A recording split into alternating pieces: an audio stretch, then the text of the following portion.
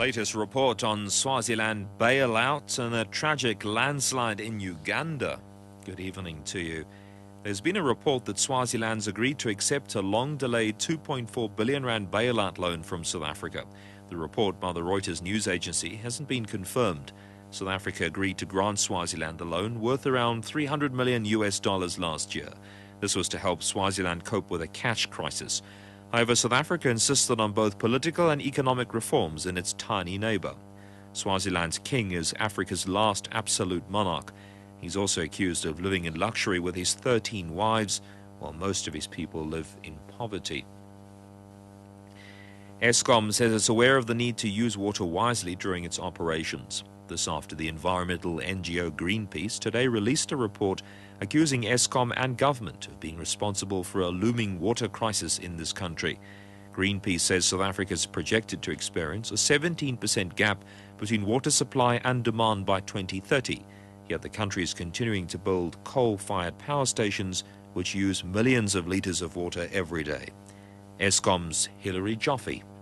Eskom's power stations use about 2% of South Africa's water resources. Our water usage, which we disclose and publish every year, is 1.35 litres per kilowatt hour. We'll reduce the water we use to produce every unit of electricity by about a quarter over the next 20 years. And that's through a number of strategies which we have in place.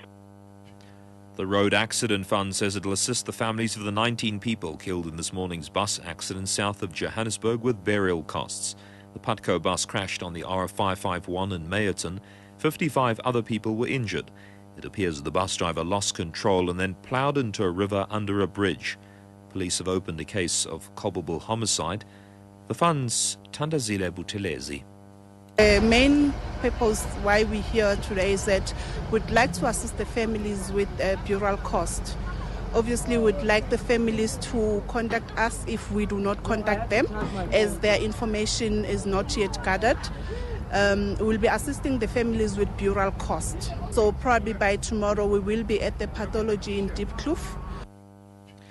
The Labour Court in Johannesburg's reserved judgment in an urgent application brought by suspended prosecutor Glenys Breitenbach. She wants her suspension declared unlawful and the NPA to reinstate her. But the NPA argued that the matter isn't urgent. It further hinted that Breitenbach may face criminal charges for alleged unethical and biased conduct. Sepo Pachane reports.